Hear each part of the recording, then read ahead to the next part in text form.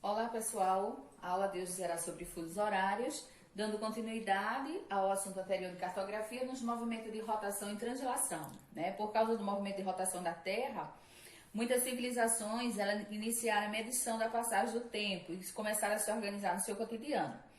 Nas primeiras décadas do século XIX, com o desenvolvimento do transporte ferroviário na Europa e nos Estados Unidos, começou a ter uma expansão do comércio mundial, tornando-se necessário se estabelecer um sistema universal para a determinação de hora, que foi criado aí os fusos horários.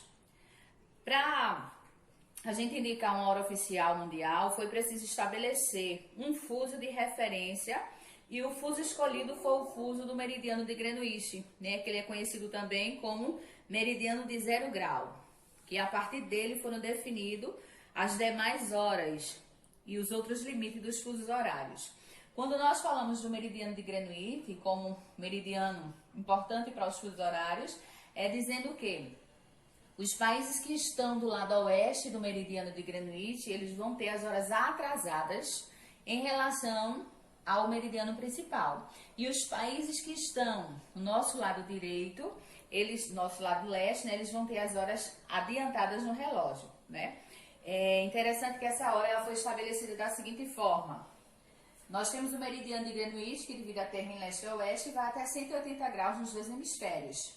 Foi-se somado os 180 graus, que é a circunferência da Terra, a Terra, para toda a sua circunferência, o seu giro aqui, na soma dos 180 graus leste a oeste, nós temos um total de 360 graus. Pegou a quantidade de horas do movimento de rotação da Terra, que são 24 horas, e foi se dividido 360, dividido por as 24 horas, que é o movimento de rotação, que a Terra ela gira em torno de si mesmo, e deu-se uma divisão que foi de 15 graus, ou seja, cada fuso horário tem 15 graus, onde quer dizer que a cada 1 hora do nosso relógio a Terra gira 15 graus, tá ok? Então nós temos aqui a distribuição dos fusos horários na superfície terrestre feito por esse cálculo. Dividiu a circunferência da Terra pelo movimento de rotação da Terra, 360, dividido por 24, deu 15 graus, ou seja, cada fuso horário ele possui 15 graus, e dizendo também que a Terra, a cada 1 hora do relógio, ela percorre 15 graus no seu movimento de rotação. Quando nós falamos de movimento de rotação, a distribuição dos fusos horários, nós podemos destacar o seguinte: a partir do meridiano de Greenwich, que é o meridiano de 0 grau, os países que estiverem na direção oeste vão ter as suas horas do relógio atrasada. Os países que estão a leste do meridiano de Greenwich, eles vão ter as horas adiantadas no relógio. Vamos dar um exemplo aqui.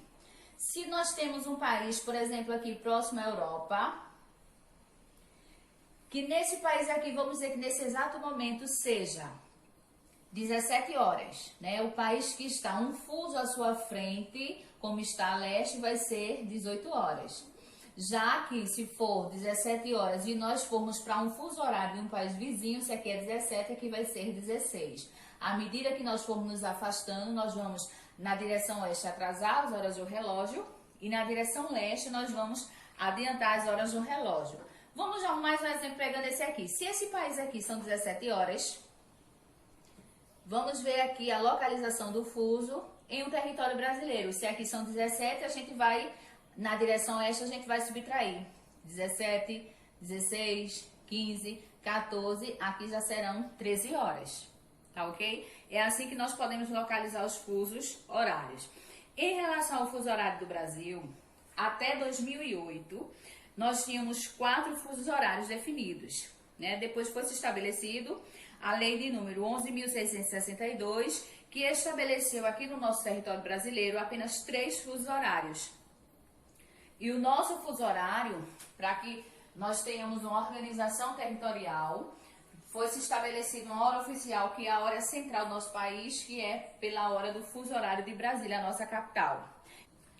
Algo muito importante também para nós destacarmos é o antimeridiano, também conhecido como linha internacional de mudança de data, né? Nós temos o meridiano de Greenwich, o meridiano principal, que passa aqui em Londres, na Inglaterra, e o seu antimeridiano, ele é conhecido como linha internacional de mudança de data, por quê? Vamos dar um exemplo. Se aqui em Londres for meio-dia do dia 15 de junho, no antimeridiano já será meia-noite. Se for meia-noite, não será mais dia 15 de junho, e sim dia 16 de junho. Por isso que o antimeridiano ele é conhecido como linha internacional de mudança de data. Ok? Espero que tenha esclarecido. Bons estudos!